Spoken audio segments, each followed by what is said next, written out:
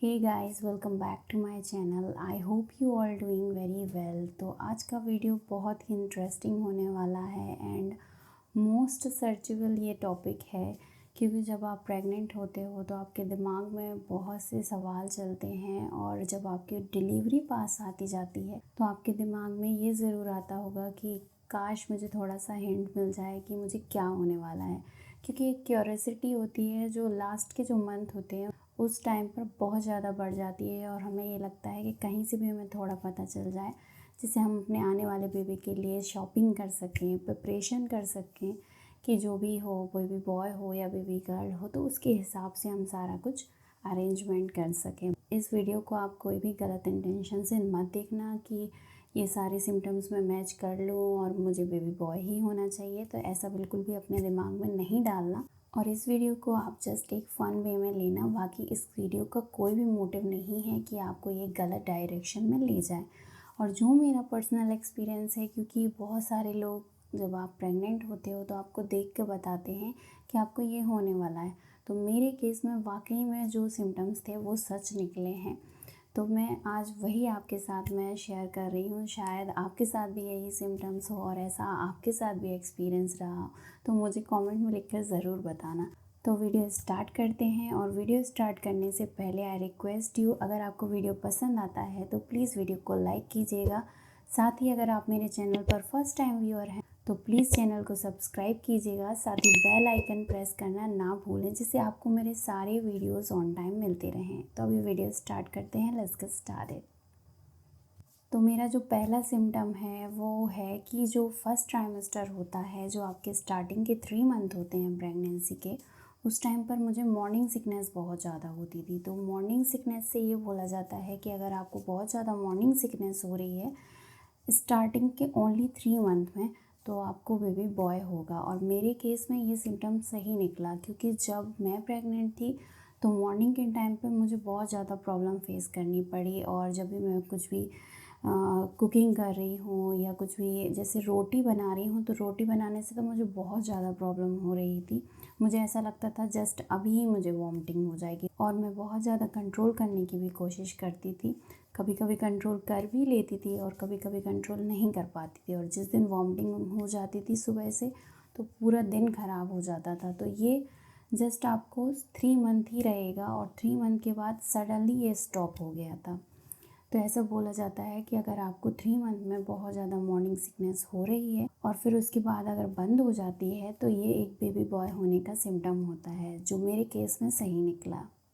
Next है, आपको food craving कैसी हो रही है। तो ऐसा बोला जाता है कि अगर आपको चटपटा खाने का मन कर रहा है तो आपको बेबी बॉय होगा, और अगर आपको स्वीट की क्रेविंग बहुत ज़्यादा हो रही है तो आपको बेबी गर्ल होगी। बट मैंने जो नए जनरेशन के लोग हैं जो मेरे साथ प्रेग्नेंट थे और जो मेरे से पहले प्रेग्नेंट हो चुकी थी, जिनका बेबी बॉय ऑलरेडी था, तो वो लोग मेरे से बोलती थी कि मुझे भी बहुत ज़्यादा स्वीट की क्रेविंग होती थी, और देखना आपको स्वीट की क्रेविंग अगर हो रही है तो आपको बेबी बॉय ही होगा। तो मुझे मोतीचूर के लड्डू खाना उस टाइम पर बहुत ज़्यादा पसंद था। साथ ही मुझे आइसक्रीम खाना भी बहुत ज़्यादा पसंद था। तो जब मैं ये बातें उन लोगों के साथ में शेयर करती थी तो वो बोलती थी कि देखना आपको बेबी बॉय ही होगा। लेकिन जो बड़े बुज़ुर्ग हैं वो बोलते हैं कि अगर आपको तीखा या चटपटा खाने का मन हो रहा है तो ये बेबी बॉय का लक्षण होता है। लेकिन अभी जो जो रिसेंटली जो नए लोग हैं, जो मेरे साथ के लोग हैं, तो वो ऐसा बोलते थे कि अगर आपको स्वीट की क्रेविंग हो रही है तो देखना आपको बेबी बॉय ही होगा। और ये मेरे केस में सही भी निकला है। तो अगर आपके साथ भी ऐसा कोई सिम्टम्स है तो हो सकता है आपको भी बेबी बॉय हो। तो ये वाला भी मेरे केस में सही निकला। नेक्स्ट सिम्टम्स है कि सडनली आपका जो हेयर फॉल होता है वो सडनली स्टॉप हो जाता है, और मेरे केस में भी ये ऐसा हुआ था। और ऐसा बोला जाता है कि अगर आपके हेयर फॉल स्टॉप हो गया है एकदम से तो आपको बेबी बॉय ही होगा। तो मैं भी देख रही थी कि जब मैं प्रेग्नेंट थी तो उस टाइम पर अचानक से मेरा हेयर फॉल स्टॉप हो गया, और उसके पहले मेरा इतना ज़्यादा हेयर फॉल होता था, मेरा कॉम्ब एकदम फुल ही हो जाता था हेयर फॉल से। और सब बोलते थे कि अभी तो आपको हेयर फॉल नहीं हो रहा है तो आपको बेबी बॉय होगा, लेकिन डिलीवरी के बाद आपको हेयर फॉल बहुत ज़्यादा होने वाला है। तो ये भी मेरे केस में सही निकला है कि अचानक से प्रेगनेंसी के टाइम पर हेयर फॉल स्टॉप हो गया था। तो अगर आपका भी हेयर फॉल एकदम से स्टॉप हो गया है तो आप भी ये गैस कर सकते हो कि शायद आपको बेबी बॉय होने वाला हो या नहीं भी हो सकता है, सबकी बॉडी पर डिपेंड करता है। तो मेरे केस में ये सही निकला। तो नेक्स्ट सिम्टम है कि सब बोलते हैं कि जब आप प्रेग्नेंट होते हो तो अचानक से आपकी स्किन ग्लो करने लगती है, आपका फेस ग्लो करने लगता है। और ये सिम्टम बेबी बॉय के अगर आप बेबी बॉय को कैरी कर रहे हो तो उस टाइम पर होता है। तो मैं भी जब अपने सराउंडिंग जो लोग हैं उन लोगों से मिलती थी या कभी मार्केट गई हूँ तो मुझे लोगों ने बोला है कि आपका फेस ग्लो कर रहा है। और ये 7 मंथ के टाइम की बात है, उस टाइम पे थोड़ा वैली दिखने लगता है तो लोग देख के भी बोलने लगते हैं कि आपका फेस ग्लो कर रहा है, आप प्रेग्नेंट हो तो आपको बेबी बॉय होने वाला है। तो मुझे ऐसा लगता था कि लोग बस ऐसे ही बोल देते हैं क्योंकि क्या बोलेंगे, या तो बेबी गर्ल होगी या बेबी बॉय होगा, बस यही बोलेंगे। लेकिन कुछ लोग ऐसे भी मिले मुझे जो बोल रहे थे कि देखना पक्का आपको बेबी बॉय ही होगा और जब आपकी डिलीवरी हो जाए तब कभी आप मेरे पास आना तो मुझे ज़रूर बताना कि क्या होगा, क्योंकि मुझे भी ये एक्सपीरियंस रह चुका है। तो उस टाइम मुझे लगता था ये जस्ट ऐसे ही बोल रही हैं। तो ये आप इससे गैस कर सकते हो कि आपका फेस अगर ग्लो करने लगा है तो आपको बेबी बॉय होगा, क्योंकि ऐसा बोला जाता है कि बेबी गर्ल अगर आप कैरी कर रहे हो तो फिर आपका जो फेस का ग्लो है वो कम हो जाता है। कि बोलते हैं ऐसा कि बेबी गर्ल आपका ग्लो ले लेती है, पर ऐसा कुछ भी नहीं होता है। मुझे तो नहीं लगता था कि मेरी स्किन ग्लो कर रही है। इवन जब मेरी डिलीवरी हो गई उसके बाद मुझे लगा कि हाँ अब मेरी स्किन बहुत ज़्यादा ग्लो कर रही है पहले के कंपेयर। तो ये हो गया कि अगर आपका फेस ग्लो कर रहा है तो आपको बेबी बॉय हो सकता है। तो नेक्स्ट सिम्टम है कि अगर आपके जो नेल्स हैं वो फास्टली ग्रो हो रहे हैं तो आपको बेबी गर्ल होती है। और अगर आपके जो नेल हैं वो स्लोली ग्रो हो रहे हैं तो आपको बेबी बॉय होता है। तो मेरे केस में क्या था कि मेरे जो नेल्स थे वो स्लोली ग्रो हो रहे थे कंपेयर टू नॉर्मल डेज़। तो ये मुझे किसी ने नहीं बोला था, कोई भी लोगों ने नहीं बोला था कि आपके जो नेल्स वगैरह हैं, क्योंकि ये छोटी छोटी बातें कोई नहीं बोलता है। तो मैंने ये गूगल से पढ़ा हुआ था और ये सिम्टम भी मेरे केस में सच निकला। तो अगर आपके केस में भी ऐसा हो रहा है तो आप इसको भी अपने बेबी बॉय के सिम्टम्स में ऐड ऑन कर सकते हो। तो नेक्स्ट है कि प्लेसेंटा की पोजीशन से काफ़ी लोग गैस करते हैं कि बेबी बॉय होने वाला है या गर्ल होने वाली है। तो ऐसा बोला जाता है कि आपका जो प्लेसेंटा है वो अगर पोस्टीरियर है तो आपको बेबी बॉय होगा, और अगर इंटीरियर है तो आपको बेबी गर्ल होगी। इस पर भी मैंने एक अलग से वीडियो बनाया हुआ है कि इसकी रियलिटी क्या है। और अगर आपको नहीं पता है कि प्लेसेंटा क्या होता है तो आप मेरा वो वीडियो देख सकते हो, उससे आपको सारा कुछ पता चल जाएगा। उसका लिंक मैं आई बटन में दे दूँगी तो आप वहाँ पर क्लिक करके वीडियो देख सकते हो। तो ऐसा बोला जाता है कि अगर आपका प्लेसेंटा पोस्टीरियर है तो बेबी बॉय होने का लक्षण है ये, और अगर इंटीरियर है तो बेबी गर्ल होने का। तो मेरे केस में ये सही निकला और मेरी अल्ट्रासाउंड रिपोर्ट में जितने बार भी मैंने ये करवाई है तो उसमें पोस्टीरियर ही निकला है। लेकिन बोलते हैं कि ये पोजीशन चेंज भी होती रहती है। तो बेबी बॉय के सिम्टम्स में आप इसको भी ऐड ऑन कर सकते हो। नेक्स्ट है, अगर आपकी बेली पर जो लाइन होती है, एक ब्लैक कलर की लाइन बनती है आपकी बेली पर, अगर वो स्ट्रेट है तो आपको बेबी बॉय होता है, ऐसा बोला जाता है। और अगर वो जिगजैग टाइप की है तो बेबी गर्ल होती है। तो मेरे केस में जो लाइन थी वो स्ट्रेट थी बेली बटन के ऊपर एंड बेली बटन के नीचे, तो एकदम स्ट्रेट लाइन बनी हुई थी। और ये आपको 8 मंथ तक फुली अपेयर होने लगती है कि ये स्ट्रेट है या जिगजैग टाइप की है। तो पहले स्टार्टिंग में कम कम दिखती है, उतना नहीं दिखाई देती है, लेकिन लास्ट के 8 मंथ और 9 मंथ में आपको अच्छी तरीके से ये शो होने लगती है। तो ऐसा बोला जाता है कि अगर ये लाइन एकदम डार्क है और ये एकदम स्ट्रेट है तो आपको बेबी बॉय होगा। तो मेरे केस में ऐसा ही हुआ कि ये लाइन मेरे केस में भी स्ट्रेट थी और बेबी बॉय ही हुआ।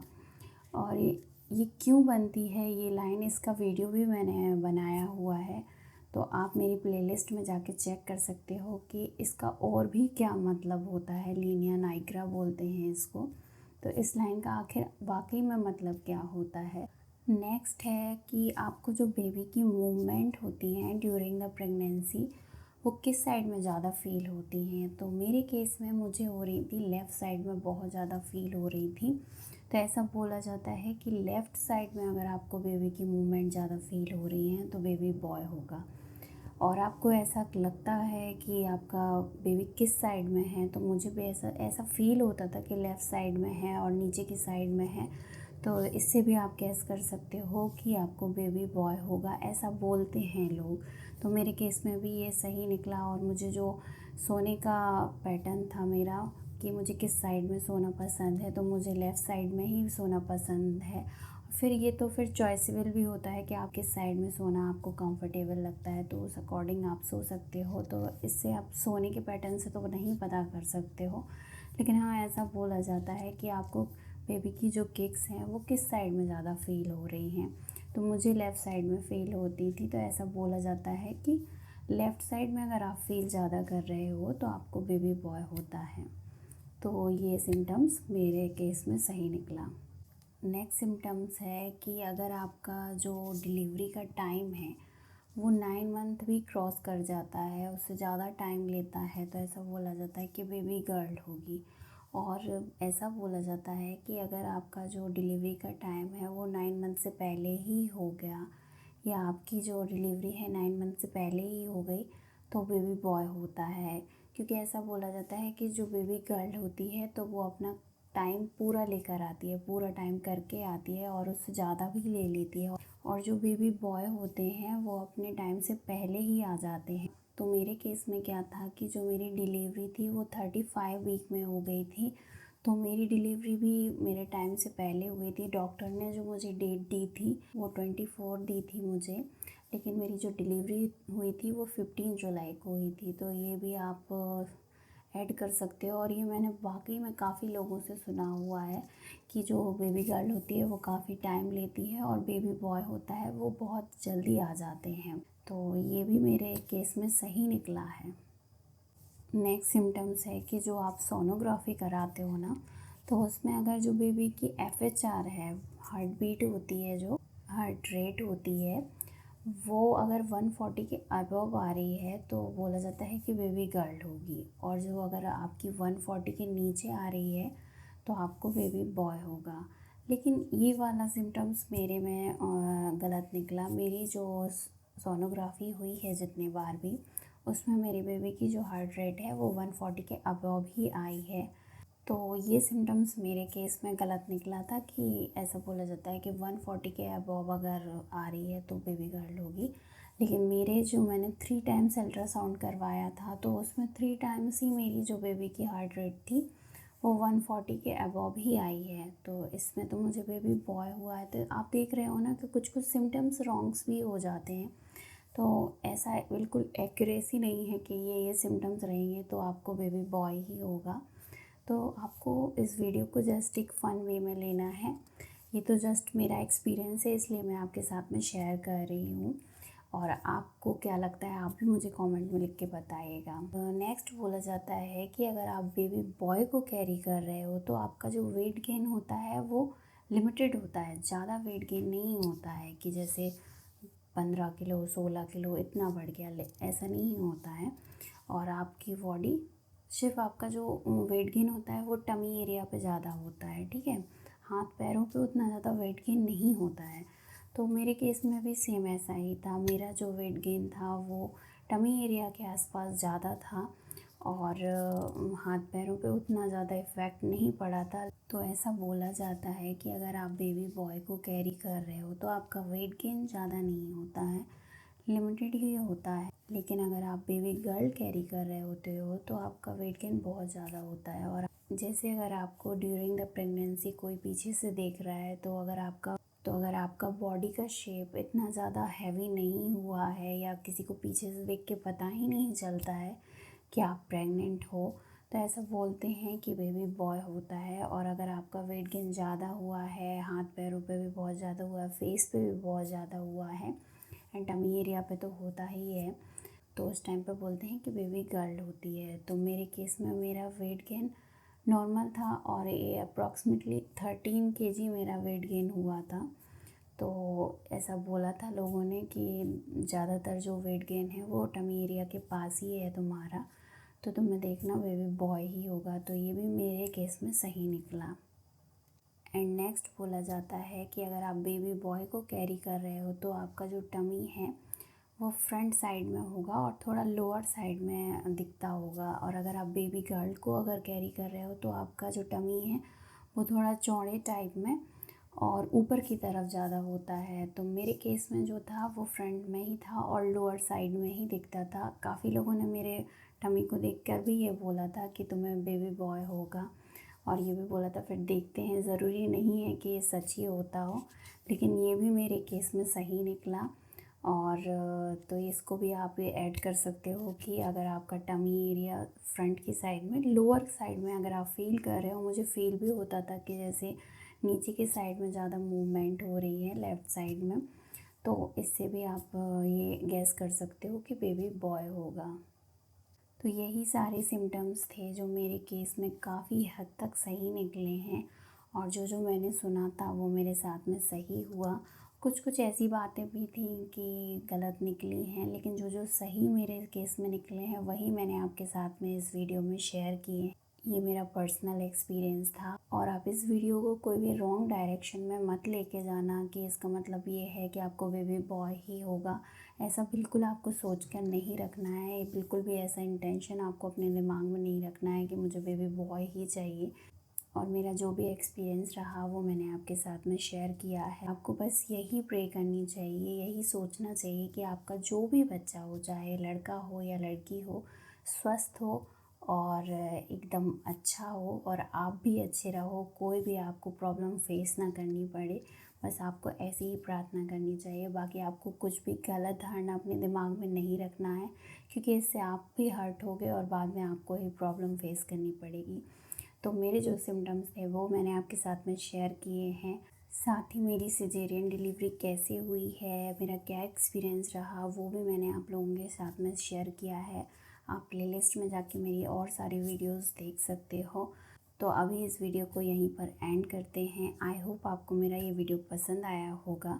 अगर वीडियो पसंद आया है तो प्लीज़ वीडियो को लाइक कीजिएगा और मेरे चैनल को सब्सक्राइब कीजिएगा। साथ ही बेल आइकन प्रेस करना ना भूलें, जिससे आपको और सारी मेरी वीडियोस ऑन टाइम मिलती रहें। तो मिलते हैं नेक्स्ट वीडियो में, तब तक के लिए बाय बाय।